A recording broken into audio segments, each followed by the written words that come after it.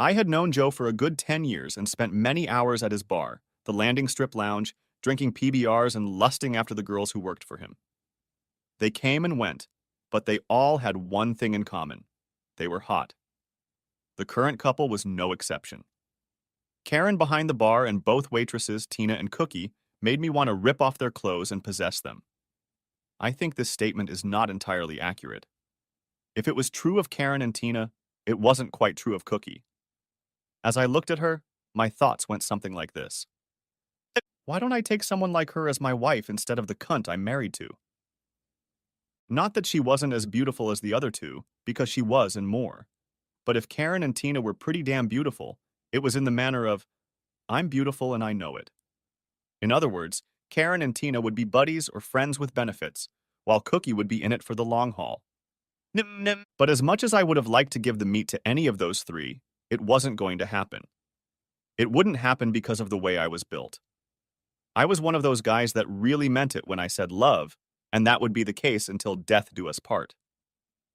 And at that moment, it couldn't have been worse. And I had recently found out that my wife was having fun with her boss, and apparently some of our mutual friends knew about it, although I had to wonder if they were really my friends. You'd think real friends would clue you in if they found out your wife was stabbing you in the back. I think they were more Claudia's friends than mine. They certainly weren't on my friends list or my Christmas card list anymore. And I was sitting there sipping my beer and thinking about my whore wife when Bobby Denton lowered himself onto the bar stool next to me. How you doing, Wally? Hanging in there, Bobby. How about you? Same old thing. Are you going to be here tomorrow night? Why? Tomorrow what? Open mic night. We've got some decent talent. Yeah, but I'll have to endure all your lame blonde jokes. I see your wife's face when you tell them and wonder why she hasn't cut your tongue out yet while you're sleeping. I don't sleep next to her.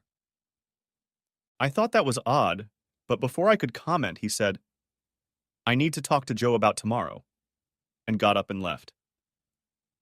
Karen came over and asked if I was ready for another PBR, and I told her no. I finished the one in front of me, then got up and headed home. When I arrived, Claudia already had dinner ready, and she greeted me with hugs and kisses, which I responded to. Claudia didn't know that I knew about her secret life with her boss, and I didn't want her to find out until I had all my affairs sorted out. Until I did, I still wanted to live a sex life, so I would have to keep what I knew to myself. When I found out what Claudia was up to, I went to a lawyer and found out the harsh truth about divorce in a no-fault state. In short, I would be totally screwed, and Claudia would walk away smiling. According to the lawyer, the only options were to just walk away without divorcing Claudia or letting her know where I went, or to smile, accept it, and live with it. Deal with it and live with it? Easy to say when it's not happening to you. But in the end, I decided to do just that. Live with it until I could get myself in a financial position where I could leave Claudia on my own terms. My terms were that I didn't give her shit and leave Thomas Billings broke and bleeding. Framing her boss would be the easiest thing in the world. All I had to do was let his wife know what he was up to, and if I got her right, she'd clip him under the knees and kick him to the curb. Sarah Billings was Barton Benton's only child, and he loved her dearly, but he was no fool. When his favorite daughter announced her intention to marry Thomas Billings, whom she had met at a company Christmas party, Benton had insisted on a prenuptial agreement that would prevent Billings from gaining control of Benton Industries if anything happened to Benton. Sarah was his sole heiress, and he wanted to make sure she retained control of the Benton fortune. How do I know all this? Claudia worked at Benton Industries as Billings' secretary and was connected to the gossip network. She would bring the gossip home, and it would become table talk at dinner. When Benton and his wife died in a plane crash, his only heiress Sarah found herself at the mercy of the company. She either didn't think she could handle it or she didn't want to handle it, so Thomas Billings, the purchasing manager, suddenly became president of Benton Industries.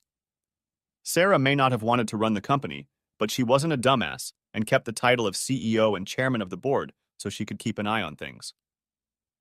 All I had to do regarding Billings was to slip his wife a dime. Claudia followed Billings into the executive offices, but not as his secretary. She was promoted to personal assistant to the president. This promotion both pleased and displeased me at the same time. The extra money pleased me because we had just bought a new house, new furniture, and appliances. What wasn't happy was that the new job required her to travel around the country with Billings as he negotiated new contracts and such. Claudia was gone for 2 or 3 days, 2 or 3 times a month. I wanted my wife to be with me instead of flying all over the country, but she was happy in her new job, so I kept quiet and lived with it. That is, I lived with it until Claudia and I went dancing at the Elks Club. We had a great time drinking, dancing, and socializing with friends. About 2 hours after the party started, I needed to go to the bathroom. I was sitting in one of the stalls minding my own business when Brett and Chuck walked in. I knew it was them because I recognized their voices. When Chuck said, "Claudia looks really good today." "I know, and I'd like to get a piece of her." "I don't know if she can take you." "I thought maybe I could get her by threatening to tell Wally what she does on her trips with the boss." "I wouldn't if I were you. Wally is so fixated on that whore, he won't believe you. He might even kick your ass for talking bad about her." Chuck was right. I didn't believe him. I knew my Claudia. She loved me as much as I loved her. My Claudia would never, and I mean never, cheat on me. When I got out of the stall, I had half a mind to go to those two assholes and punch them in the face for what they said about my wife. The other half was saying, "Don't be a fool. You'll only cause a scene and embarrass Claudia." I let reason prevail, went back to the party, and tried to enjoy myself. When the party was over, we went home and got down to it. As we hugged afterwards, I realized that there was no way my wife would cheat on me. Next chapter. It's a funny thing about us humans. We have this thing called human nature, and one of the things human nature makes us do is prove something to ourselves. Somebody says, "You can't do that," and you have to prove that you can. Someone else says, "It's just not possible," and you have to prove that you can. Someone says, "Your wife is cheating on you," and you have to prove that she's not. And the easiest way to prove it? Show up where she is on one of her trips and see for yourself that it's a brazen lie. That's what I did. Billings and Claudia traveled to Houston, and Claudia, as usual, called me to let me know where they were staying. I was on the next flight to Houston. At the front desk, I asked if my wife had checked in, and after showing her ID, I told her she had checked in and was in room 306. I said she was in Houston to meet her cousin and asked if he had checked in. Yes, indeed, Cousin Thomas was staying in room 901. I was already headed for the house phone to call Claudia's room when I happened to glance at the elevators. I saw Claudia and Billings coming out of the elevator, holding hands. They were smiling at each other. They stopped and kissed as the elevator doors closed behind them, then headed for the hotel bar. I'd seen enough to realize what I'd overheard was true, and all I had to do was turn around, go home, and decide what to do. But then human nature intervened. It was telling me, "You need to find out more, Wally." I couldn't just follow them into the bar because they would notice me, so I needed to change my appearance enough to not attract their attention. I went into the hotel gift store. There was a lot of Houston Astro merchandise there, and I bought a baseball cap, a windbreaker, and a canvas bag with the team logo on it, as well as a pair of cheap sunglasses. I picked up a copy of People magazine and then headed to the public restroom. The suit and tie went in the bag. I whipped the lenses out of my horn-rimmed glasses, put on my cap and windbreaker, and headed to the bar. True, the disguise was a little thin and wouldn't stand up to close scrutiny, but I didn't expect Claudia or Billings to be scrutinizing anyone. They certainly hadn't expected to see me in Houston, and judging by the way they held hands and kissed in public, I highly doubted they were thinking about private investigators or detectives. I spotted them when I walked into the bar. They were sitting in a booth, drinks in front of them, and they were making out. I took a table so I could see them, ordered a drink, and then sat at the table, sipping my drink and pretending to read a magazine. They had 2 drinks each, played kissy face for a while, and after about half an hour, they got up and left the bar. They walked past me and didn't even look at me. I waited a minute, and then got up and followed them. I watched them walk hand in hand to the elevator, pressing the call button. They stepped into the elevator, the door closed, and the elevator went up. It didn't stop at the third floor, so Claudia could get off and go to her room. It reached the ninth, stopped for a minute, and then headed down. On the way down, he didn't stop on the third either. I looked up and headed for home. Next chapter. I met with the lawyer, got the bad news, and sprang into action to put an end to my and Claudia's relationship. When I got home from work on Wednesday, I didn't bother to stop by the house. Claudia called me and told me that the Billings had a meeting in Detroit in the morning, so they would fly there from Houston, but she would be home the next day.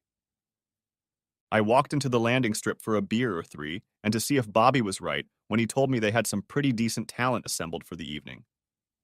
I sat down on a bar stool, ordered my usual PBR, and made myself comfortable. As usual, Bobby started the evening off with a blonde joke. Two blondes were riding in an elevator. Long before they got to their floor, the elevator stopped and a very good-looking guy got in. He smiled at the blondes, held out his hand, and pressed the button for the next floor. Then he stood and admired the scenery as the elevator went up. When the door opened behind him, he smiled at the blondes, turned and walked out the door. As he turned to leave, the blondes saw the many flakes of dandruff on his back. The first blonde turned to the second blonde and said, "You." The second blonde replied, "It's okay. If I can get him home, I'll give him a head and shoulders." The first blonde looked at the second blonde and asked, "How do you do, shoulders?" Bobby elicited a friendly laugh from everyone except his wife. She just sat at her table in the back and threw dirty looks at him. He stepped forward and introduced the next aspiring stand-up comedian. The guy who came on stage looked around the crowd and said, "Two boys were arguing when a teacher walked into the room. The teacher asked them why they were arguing, and the first boy said, 'We found a $10 bill and decided to give it to the one who could tell the biggest lie.' 'You should be ashamed,' the teacher said. 'When I was your age, I didn't even know what a lie was.'" The two boys looked at each other, nodded, and handed the $10 to the teacher. He laughed politely and then continued, "A man goes to the doctor and says, 'Doctor, everywhere I touch, everything hurts.' The doctor asked him what he meant, and the man replied, 'When I touch my shoulder, it hurts. When I touch my knee, it hurts. And when I touch my forehead, it really hurts.'" The doctor shook his head understandingly and said, "I know exactly what the problem is. You broke your finger." He wasn't that funny, so I sipped my beer and scanned the crowd. For no reason, just people watching, when Cookie took the seat next to me. "Hey, handsome, buy a poor working girl a drink?" I got Karen's attention and pointed to Cookie. Karen nodded, and a moment later placed a screwdriver in front of Cookie. "And to what does Wally owe the pleasure of your company?" "Nothing, just curious." "Curious? Curious about what?" "About you?" "Me? You can't be serious." "Why not? You're a good-looking and nice guy." "Nice? Me?" "Yes, you are. You come here a lot, and I can tell by the way you look at Karen, Tina, and me that you like what you see. But you're not like a lot of others who come here. You keep your hands to yourself and don't make lewd or suggestive comments. The question is, why haven't you hit on any of us yet?" "You know why, Cookie? I'm married." "Why?" "Why what?" "Why are you married to that tramp? Surely you must know she's cheating on you." This caught me off guard, and Cookie caught the look on my face. "You didn't know? How could you not know? Everyone else knows." "How do you know?" She pointed her finger and said, "See that guy over there sitting in the corner booth with the redhead? That's my brother Rick. He works at Benton's. Everybody there knows about your wife and Billings. Rick came in here one day and saw you sitting here, and I was talking to you. He told me later that he felt sorry for you, and when I asked him why, he told me. What I can't understand is why, if everyone knows, no one bothered to let me know." "I don't know. Maybe for a variety of reasons." "Name a few." "There are so-called open marriages these days.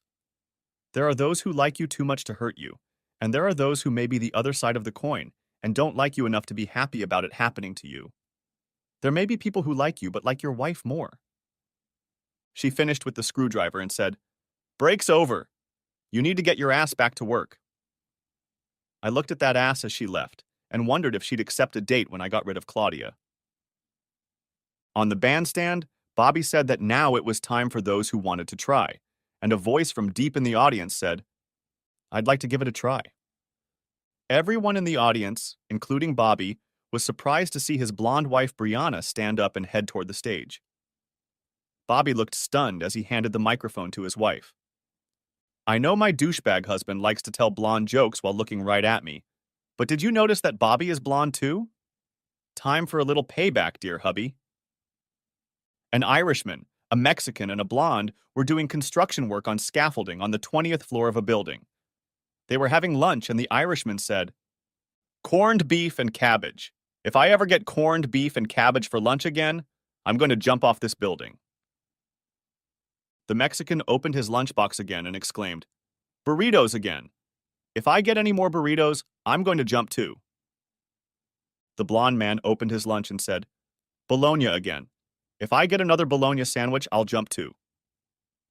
The next day, the Irishman opened his lunch, saw corned beef and cabbage, and jumped to his death. The Mexican opened his lunch, saw the burrito, and jumped off the scaffold. The blonde man opened his lunch, saw the bologna again, and jumped to his death as well. At the funeral, the Irishman's wife wept. She said, "If I had known how much he was tired of corned beef and cabbage, I would never have given it to him again." The Mexican's wife also wept and said, "I could have given him tacos or enchiladas. I didn't realize he hated burritos so much." Everyone turned and looked at the blonde man's wife, and she said, "Don't look at me. He packed his own lunch." She laughed really hard and said, "What do you call a blonde man with an IQ of 35? Gifted." "Why don't blondes eat more M&M candy? They're hard to peel." Today, what's the difference between a blonde and government bonds? Bonds mature. And last, but by no means least, what do blondes and beer bottles have in common? They're both empty from the neck up. Brianna received a standing ovation from the women in the audience and their male companions who wanted to stay in favor of their ladies. Usually, when the comedian finished his act, Bobby would show up, take the microphone, and ask if anyone else wanted to try.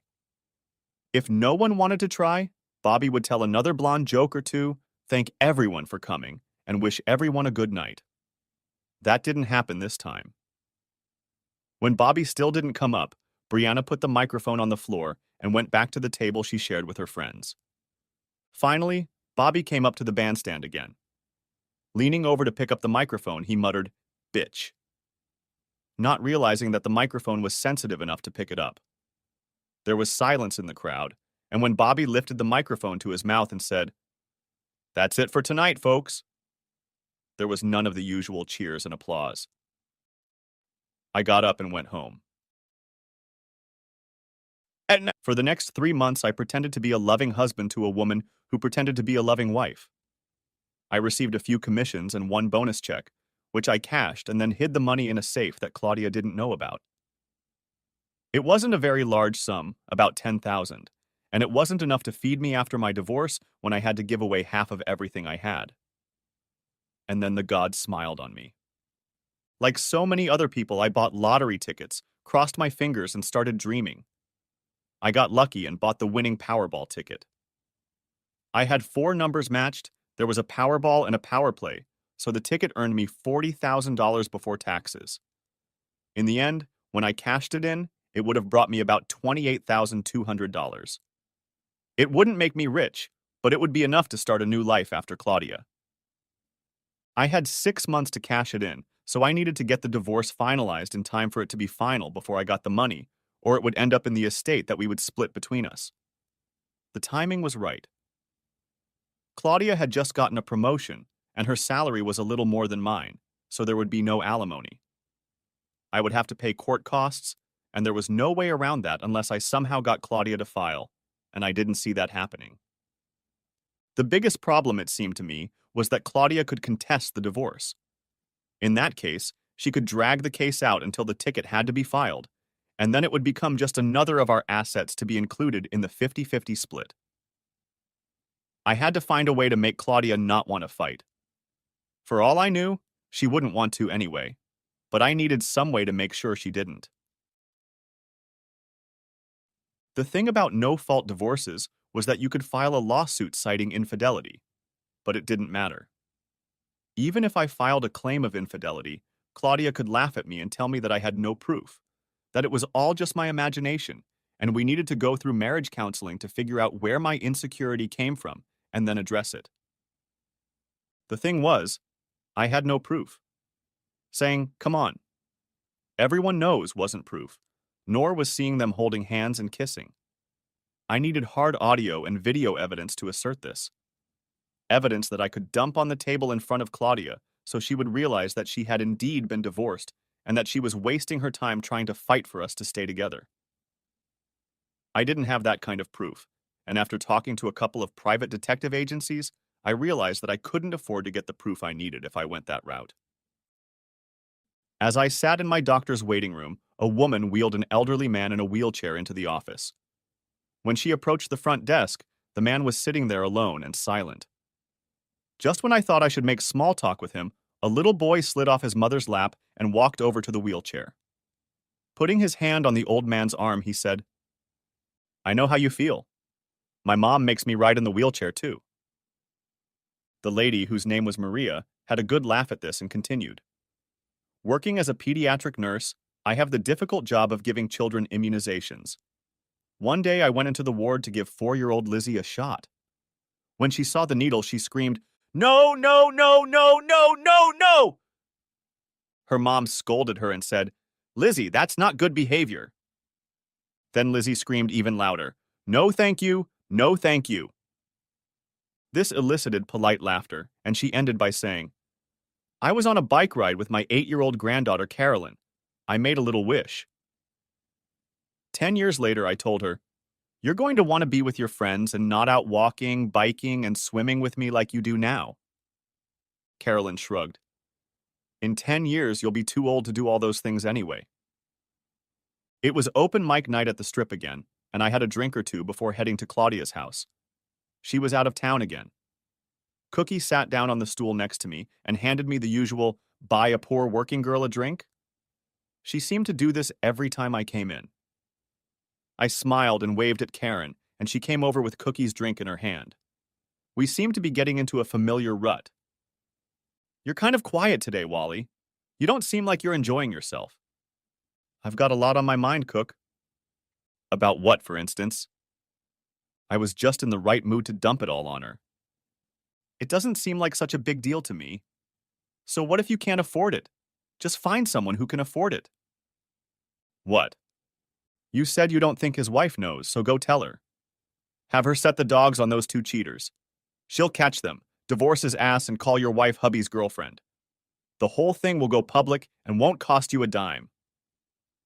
I laughed, grabbed her, and kissed her. "Thank you, thank you, thank you," and kissed her again. She laughed and said, "Once you get rid of that bitch, we can do it again."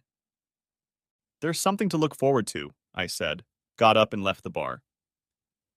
The next day I called Sarah Billings, reminded her who I was, and then asked if I could talk to her. She asked what about, and I said it was about a situation that concerned both of us and was too sensitive to discuss over the phone. She agreed to meet me for lunch at Tricacci's restaurant at noon. I arrived 10 minutes early, told Jared I was expecting a guest and described her, then took a booth at the back of the room. Mrs. Billings arrived at 12 sharp and, settling into the booth across from me, got right down to business. "What is this situation you want to talk about?" As I waited for her to arrive, I pondered how best to broach the subject and still had no clear idea until she sat down at the table. Her direct approach solved everything for me. I got straight to the point. "Your husband and my wife are having an affair. A rather lengthy one, I'm afraid." "You can't be serious." "I'm afraid I most certainly am." "Do you have any proof?" "Only what I have seen with my own eyes." "You actually saw them?" "Not the act itself, but I saw enough to convince myself." "I don't understand." You saw them, but you didn't see them. I explained how I found out what they were doing, how I went to Houston, and what I saw there. I admit it's not something the court would accept as evidence, but I have no doubt, not the slightest, about what happened after they got off the elevator on the ninth floor. I wouldn't have any doubt either if I'd seen it. What are you going to do? Divorce her as soon as I can. Thank you very much for letting me know that. I have two reasons for telling you what has been going on. The first is that I really thought you should know. And the second? Mostly for selfish reasons. The divorce will go much faster if Claudia doesn't fight it, but I think in the absence of hard evidence she'll contest it. The problem is that I don't have hard evidence. I've considered hiring a private investigator to get me that evidence, but I've come to the conclusion that there's no way I can afford it. But you can. I hope you'll want to get the evidence you need to get rid of this cheating asshole, and then as a token of your appreciation for me figuring you out, share that evidence with me. She gave me a thoughtful look, then said, and then, as revenge, you'll offer to entertain them and then let them know we'll rub their noses in it. At this, I laughed and said, be serious, Mrs. Billings. There's no way you can make anyone believe that a woman like you would get into bed with a guy like me. Not even to get back at her husband. Besides, if we do this and let them know, it'll undermine what I'm trying to accomplish. It'll give Claudia something she can use to countersue, and the divorce will end up dragging on. I want to get rid of this cheating woman as soon as possible. I think it's going to affect me too. Okay, we'll just chalk it up as a what could have been and move on with our lives. We exchanged cell phone numbers and parted ways. When I arrived, Claudia was home, and over dinner we talked about how our day had gone. We were both still playing the role of loving spouses, so we settled down on the couch and watched TV until bedtime, and then went to bed. I don't know if Claudia considered it lovemaking or not. Tuesday repeated Monday, and I expected Wednesday to repeat both Monday and Tuesday. But at noon on Wednesday, I got a call from Claudia saying that she and her boss needed to be in Detroit Thursday morning, so they were flying in at 4 p.m., and she wouldn't be home that evening. So I did what I used to do when Claudia was gone on Wednesdays and went into the landing strip. I was working late and, as a consequence, got there after open mic night had already started, so I missed the blonde Bobby jokes. Karen brought me a PBR, and I turned my attention to the bandstand. I looked over to the table where his wife usually sat and saw that she wasn't there. As far as I could remember, she never missed open mic nights, and I wondered if what had happened the previous Wednesday had something to do with that. The guy standing there was a regular, but I'd never seen him get up on stage before. The economy is so bad. CEOs are now playing miniature golf. Hot Wheels and Matchbox shares are trading higher than GM. McDonald's is selling a quarter of an owner. Parents in Beverly Hills have fired their nannies and are forced to learn their kids' names.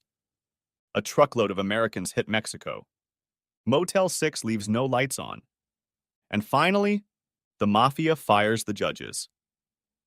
I laughed politely, and then I heard, buy the poor working man a drink, and turned to see Cookie had taken the stool next to me.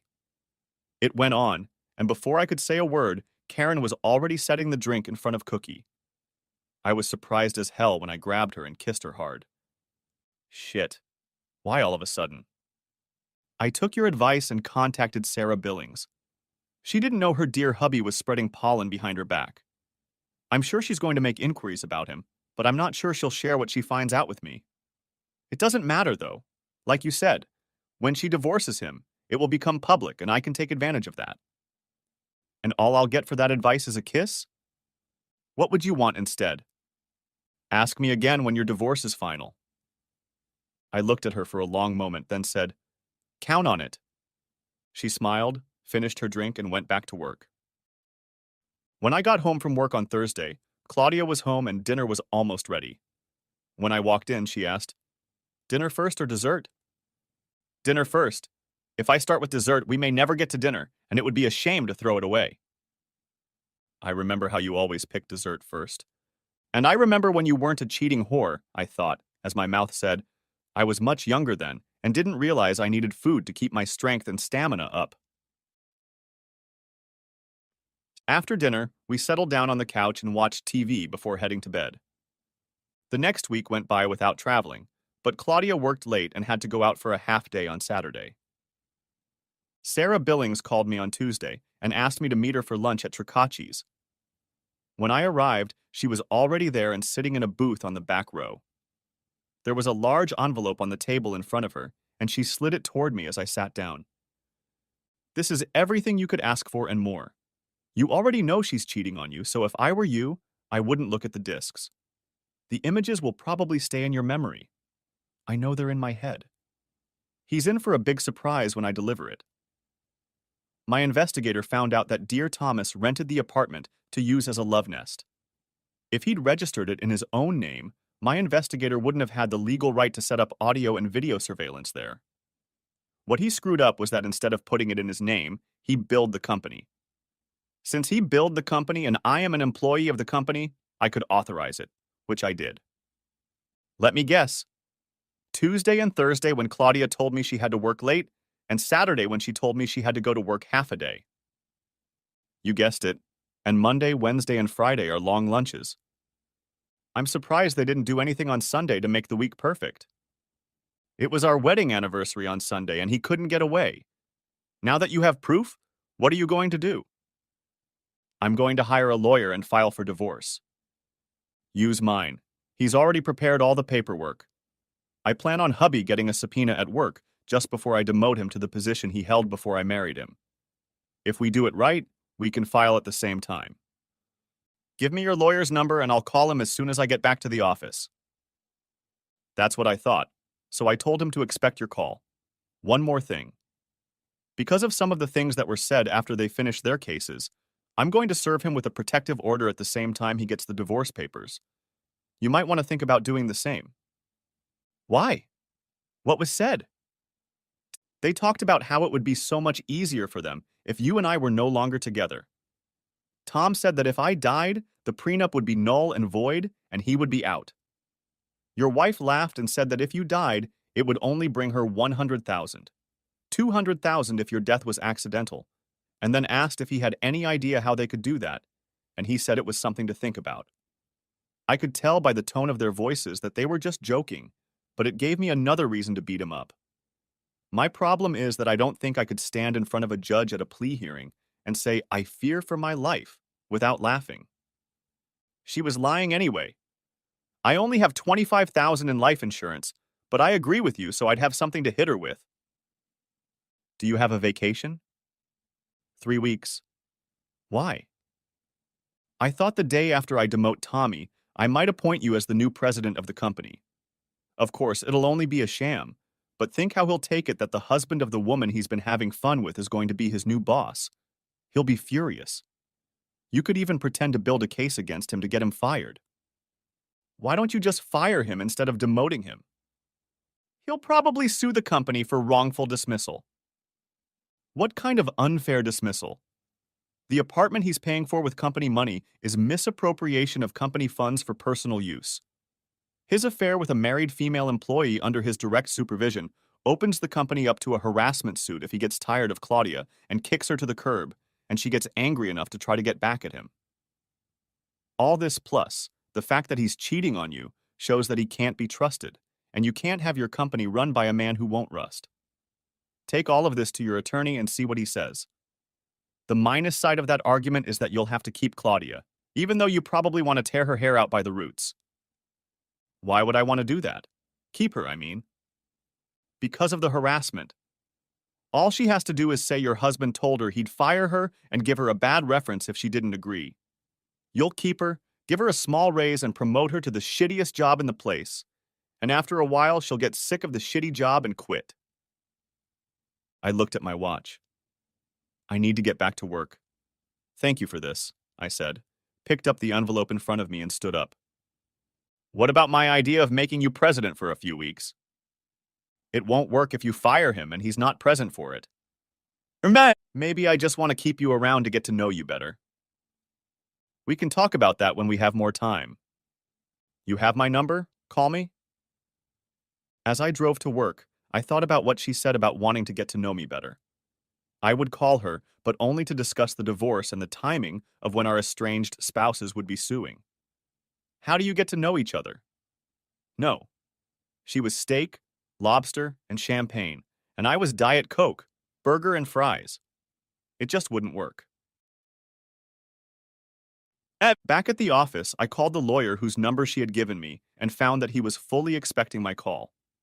We talked, and he told me that all the paperwork was ready, and he would just need to copy it and put my details where Sarah's were. He gave me a price, and I gave him my credit card number. He said the papers would be ready to sign the next day, and I arranged to meet him at 4 o'clock to sign the papers. When I went to bed, Claudia kissed me and murmured, "I love you," and fell asleep. I lay staring at the ceiling and wondered if she really meant it, and if she did, why she was cheating on me. Those thoughts never left me as I dozed off. At 4 o'clock, I entered the office of Dewey, Cheatham and Howe and was ushered into Stanley Howe's office. I was surprised to see Sarah there, and it turned out that signing my papers was only part of the reason I was there. It was also a strategy planning session. The issue was when to file for spouses who are contemplating divorce. Because of my lottery ticket deadline, I wanted to do it as early as yesterday, but Sarah wanted to wait for the right time. In her opinion, the right time was when the couple was on one of their trips. She imagined them stepping hand in hand out of the elevator at the hotel where they were staying. I kept pushing for immediate service, and finally Sarah asked, "Why is it so important that you can't wait a week or two?" I opened my mouth to tell her that, and just as quickly closed it.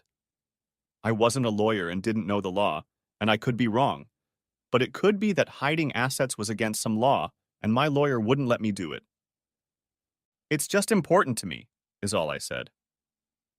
The meeting ended with the case being adjourned while Sarah figured out when Shithead and Claudia would be hitting the road again. And there was a coffee shop on the first floor of the building, and as we were getting off the elevator, Sarah asked me to have a cup of coffee with her. We got our coffees and sat down at a table. Sarah took a sip of her coffee and then said, "Okay, Wally, spill it out." "Spill what?" "It was obvious that you were going to tell us why you were in such a hurry to get to your wife's service, but then suddenly decided not to. So tell us what's going on." I told her about the ticket, the ransom date, and why I had suddenly decided not to report it to Howe. She laughed and said, "No problem, Wally. Just give me the ticket. I'll buy it from you and cash it." "I can't do that." "Why not? Think about why you approached me in the first place. You couldn't afford to hire a private investigator, and I can. You knew I could because I'm rich. I'm still rich, Wally, and what good is wealth if you can't use it to get what you want?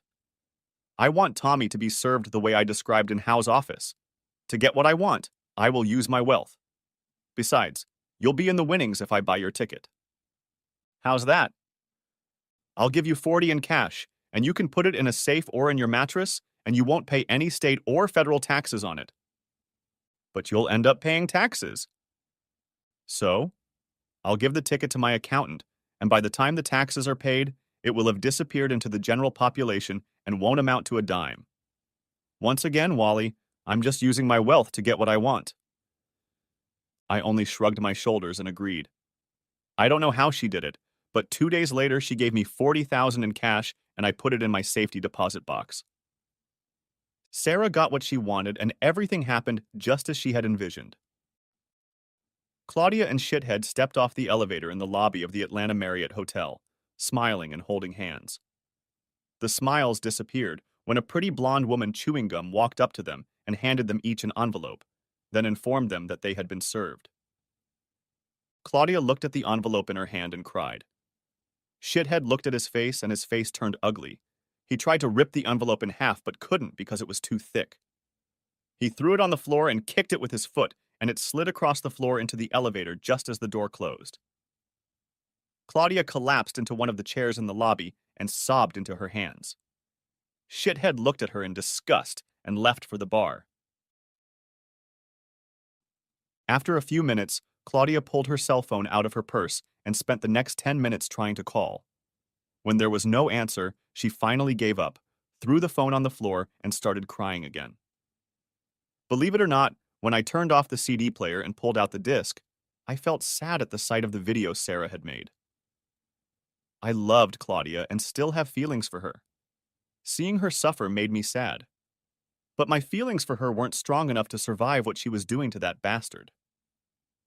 I remembered that morning when she'd been served, remembered all the calls she'd made that I'd ignored. I wondered what she could say that would make a difference.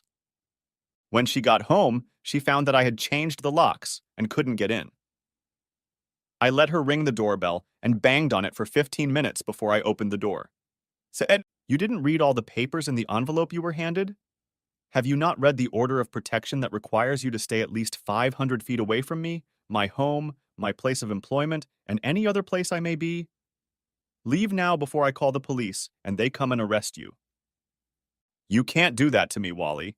This is my house, too." "Then the judge who signed the order doesn't think so, Claudia. Now get out before I call the police." "Damn it, Wally, you have to let me talk to you. You have to let me explain." "No, Claudia. That incident with the cotton you gave me said it all." And I slammed the door in her face. Of course, that was a lie. She hadn't given me the social disease, but she didn't know that. And I hoped the thought that she had would torment her until she took the test herself. 5 minutes later, she was still banging on the door, and I called the police. A car arrived with 2 officers. I showed them my ID, and they told Claudia she had to leave. She tried to argue with them until they finally told her to leave and stay away or they would arrest her. She threw a disapproving look at the house and then left. I waited 2 days and then called her and told her I would meet her at Barney's Tavern and let her talk. We met and I got the crap I expected. She did it for us. She did it because the money would help pay off our debts, and once that was done, she planned to leave. She only loved me, and with Billings it was just sex, and it wasn't great. I was much better than that. We were able to get through it because we loved each other. Just give her a chance. I listened to her and then gave my opinion. Just sign the papers and send them to Claudia. You sign, and all the videos of you and that bastard doing business will never get to family and friends. You'll never have your own internet site, and they'll never show up on any of the thousands of amateur sites I could send copies to. Just subscribe and let it be Claudia. After watching the video of you and your lover, those scenes are imprinted in my mind, and they will never go away as long as you're around to remind me. It's over between us, Claudia. Accept that and move on with your life.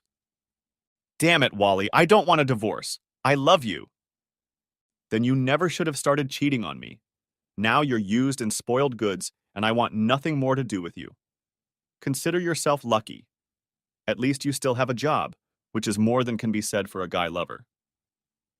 I stood up and left her sitting, and smiled, knowing that when she got ready to leave, she'd find out I hadn't paid the check, and she'd stay with it. Next chapter. Sarah called me 3 days later and asked me to meet her for lunch. We met at Tricacci's restaurant, and after Mandy took our order, she filled me in on what happened after Shitcrat was served. Apparently, he never found the envelope he threw in the elevator, so he never got to read the protective order. When he got home, he couldn't get in because Sarah had changed the locks.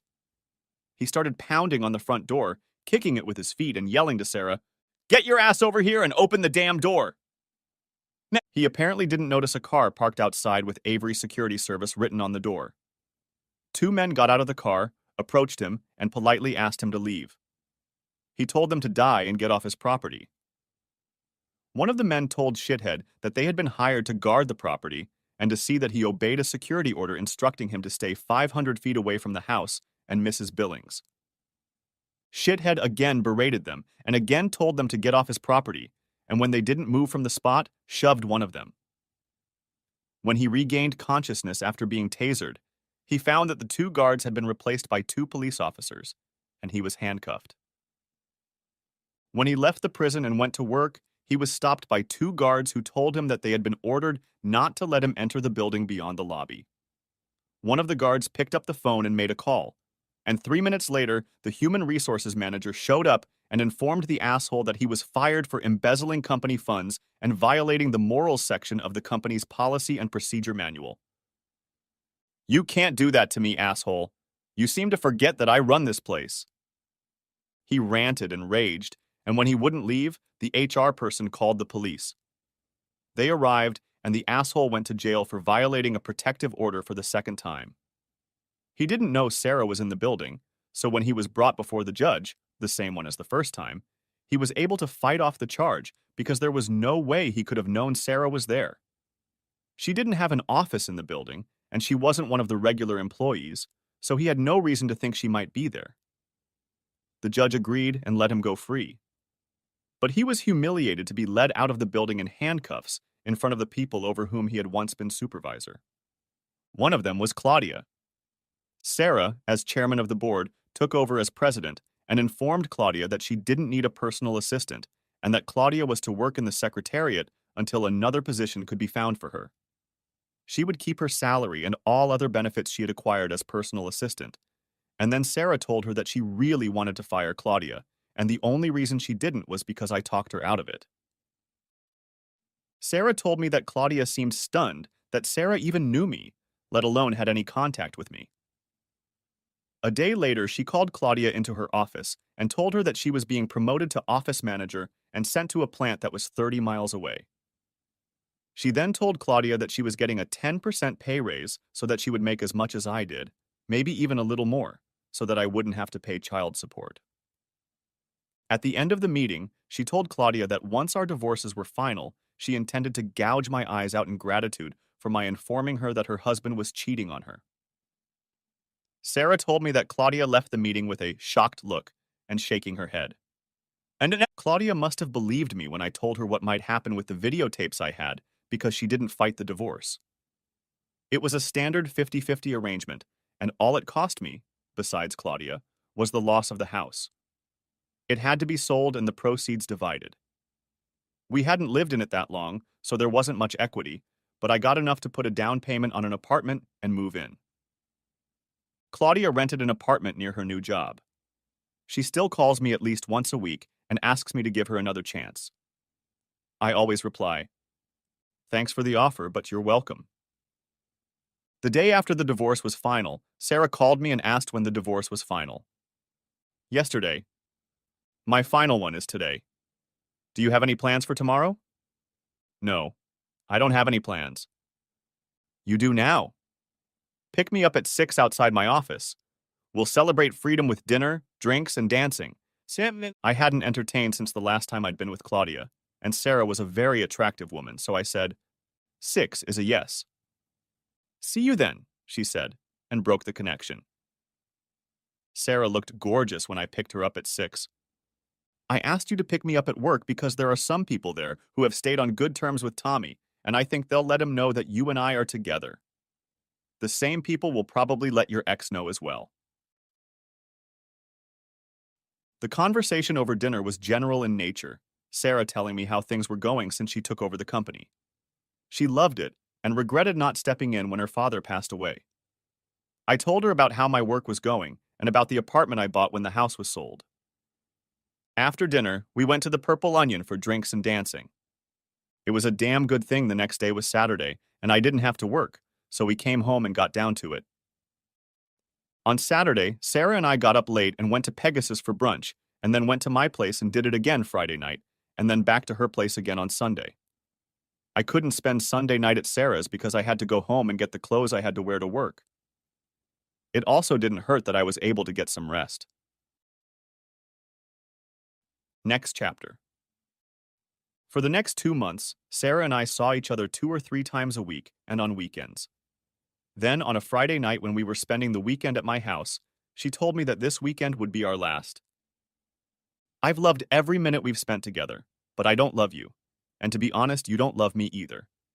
We're good friends with great benefits, but that's all there is and will be. I really wish it could go on, but something has happened that makes it impossible. Is it something I did? I guess in a way you could say yes. Would you care to explain it to me? You divorced your wife, so yes, we can say it's something you did. That's clear as mud. Turns out your ex is an above-average office manager, and my office manager at corporate headquarters filed a notice. Her husband has been transferred to his company's Los Angeles office. I'm going to move your ex from where she is now to my office, and it would be too awkward to work with her while I'm playing with you, especially since I have no doubt she knows about us. That was one of the reasons we started, right? To thumb our noses at our exes? Isn't that a reason to beat everyone up? She messed up my life when we were married, and now she's messing up my life when we're not married. I guess I'd better make the most of our last 3 days. And I picked her up in my arms and carried her into the bedroom. Sunday, we tearfully said goodbye, and Monday morning I embarked on the next phase of my life as a single guy looking for love. Next chapter. I spent most of Monday and Tuesday in a mild despondency over the loss of Sarah, but by Wednesday I was in a decent mood. Because of all the evenings spent with Sarah, I hadn't been to Landing Strip in a month and a half. No sooner had I put my ass down on the bar stool than Karen showed up with my PBR and sat down on the bar in front of me. "Welcome back, stranger." "Good to be back, lady. Would I be lucky enough to get you to agree to go out with me tonight?" "You know I don't date clients. So go on a date with me and I'll stop coming here." "What? And lose the tips you leave? No way, Wally, no way. But play your cards right, and there's a young lady here who might see her way clear to give you a chance." And she removed herself to take care of another customer. I had already half finished my beer when Bobby took the seat next to me. "Where have you been, Wally? Was the talent so bad that it chased you away?" "Not at all. Just had better things to do." "I can understand that. I saw you with more important things to do at the Alhambra a week or so ago. It's good to see you again." He got up to have a word with the other attendees and then went up to the stage, welcomed everyone to another open mic night, and began with the expected blonde joke. A blonde woman buys a thermos. She brings it to work to show her friends. One of her friends, also blonde, asks, "What does it do?" The first blonde replies, "It keeps warm things warm and cold things cold." The friend asks, "What do you have in it right now?" "A cup of coffee and 2 ice creams." Then the first aspiring comedian was brought out. He turned out to be the guy from the day shift counter at the Mavericks where I filled up in the mornings. My mom lives in Newark, and I haven't seen her in a couple years, but we talk on the phone at least once a week. Yesterday we talked, and as I hung up the phone, I thought about my mom and came up with 10 reasons I owe my mom. My mom taught me the value of a job well done. If you're going to kill each other, do it outside. I just finished cleaning. Mom taught me religion. You better pray it comes out of the carpet. My mom taught me time travel. If you don't straighten up, I'll send you to the middle of next week. My mom taught me logic. Because I said so, that's why. My mom taught me foresight. Make sure you wear clean underwear in case you have an accident. Mom taught me irony. Keep crying and I'll give you an excuse to cry. Mom taught me the science of osmosis. Shut your mouth and eat your dinner. Mommy taught me acrobatics. Look at that dirt on your neck. Mom taught me stamina. You're going to sit there until all that spinach is gone. But most of all, Mom taught me patience. Just wait until your dad gets home. I had to laugh at that because I remembered hearing most of those words from my mom myself, and judging by the laughter, it must have struck a chord with everyone in the crowd as well. In the middle of the performance, someone sat down on the stool next to me, and I heard the familiar, "Buy the poor working girl a drink?" As usual, the words were no sooner out of her mouth than Karen was already placing a drink on the bar in front of her. "Remember what I said about Wally's cards," she said to me before leaving to take care of another customer. "What did she mean?" Cookie asked. "I think she meant that since I'm divorced, I should ask you out." "Well? What? Are you going to do that?" "What are my chances of you saying yes?"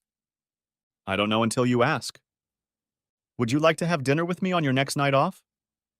"No." "I guess that answers my question about the odds." "No, it doesn't." "You're losing me, girl. I'm getting some mixed messages." "No, I can't have dinner with you on my next day off, but I'm free the second day." "And when will that be?" "Tuesday." "Okay, let me try again. Would you like to have dinner with me next Tuesday?" "Yes, I would." She picked up a bar napkin, wrote on it, and held it out to me. Give me a call so we can set it up. I gotta go. And she got up and went back to work.